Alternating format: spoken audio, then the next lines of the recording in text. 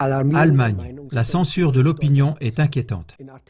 La liberté d'expression, d'opinion et d'information est ancrée dans l'article 5 de la loi fondamentale de la République fédérale d'Allemagne. Chacun a le droit d'exprimer et de répandre librement son opinion par la parole, l'écriture ou l'image, et de s'instruire sans restriction à partir de sources accessibles au public. La liberté de la presse et la liberté d'information à travers la radio et le film sont garanties. Il n'y a pas de censure.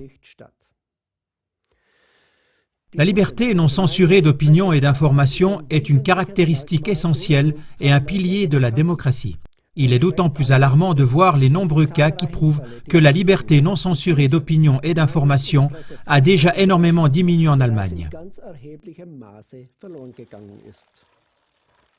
Pour vous, CLA TV a fait des recherches sur quelques exemples. Eva Hermann. Eva Hermann a travaillé pendant presque 20 ans pour les chaînes de télévision allemandes Bayerischer Rundfunk, ARD et NDR en tant qu'animatrice et présentatrice du journal télévisé. Et elle était la présentatrice la plus aimée du public en Allemagne. Dans son livre Le principe Eva, publié en septembre 2006, elle s'est exprimée entre autres en faveur de l'idée que la famille et la maternité sont plus importantes pour le bonheur et la satisfaction d'une femme que la carrière professionnelle et l'indépendance absolue. Cela a déclenché pendant un temps un vaste débat sur le rôle des sexes et a conduit à la résiliation de son contrat de travail par les chaînes de radio et de télévision publiques. Matthias Matuszek. Matthias Matuszek était correspondant spécial à Berlin-Est et a été distingué avec le prix Egon Erwin Kirsch en 1991 pour la qualité exceptionnelle de ses reportages. De 1992 à 2004, il était responsable des bureaux du magazine allemand Spiegel à New York, Rio de Janeiro et Londres, et il a ensuite dirigé la rubrique culturelle du Spiegel pendant 3 ans. En 2013, il est passé à la maison d'édition Axel Springer.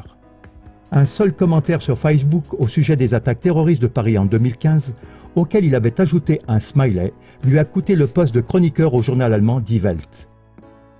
Il avait écrit « J'estime que le terrorisme à Paris va aussi faire bouger dans une direction toute nouvelle nos débats concernant les frontières ouvertes et 250 000 de jeunes hommes islamiques non enregistrés dans notre pays. » Frieder Wagner. Le journaliste et cinéaste Frieder Wagner, récompensé avec le prix Grimme, avait violé un tabou avec ses films Le médecin et les enfants de Basra et Deadly Dust, Poussière de mort. Il a brisé le silence des médias sur les conséquences des munitions hautement toxiques à l'uranium qui sont utilisées par les USA et le Royaume-Uni depuis bientôt 2 décennies. Il a certes été distingué par le prix européen de télévision en 2014, mais comme il a été étiqueté anti-américain, il n'a trouvé aucun distributeur en Allemagne qui aurait voulu montrer le film. Les médias l'évitent également et il ne reçoit plus de contrat. Gerhard Wisniewski. Gerhard Wisniewski était auteur de best-sellers pour la maison d'édition Knaur. Il y a 10 ans, il a écrit « Dissimulé, étouffé, oublié », qui a longtemps été un best-seller, qui a été réédité et vendu à presque 100 000 exemplaires chaque année, et qui se trouvait toujours en haut de la liste des best-sellers du Spiegel. Lorsque l'édition de 2016 était prête à être imprimée, la coopération avec la maison d'édition Knaur a subitement été interrompue. Selon Wisniewski, la maison d'édition Knaur a été choquée par ses propos au sujet de la crise des réfugiés, car dans l'édition de 2016, il était en grande partie question des vrais arrière-plans de la crise des réfugiés.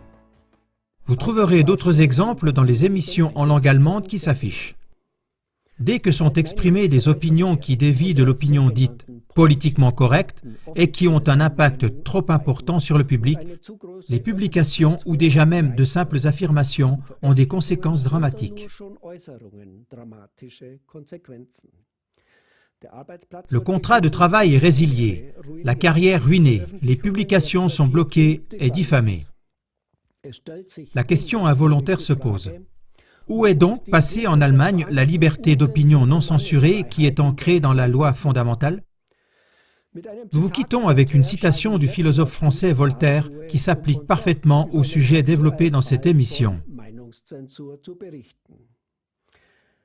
Pour savoir qui vous dirige vraiment, il suffit de regarder ceux que vous ne pouvez pas critiquer.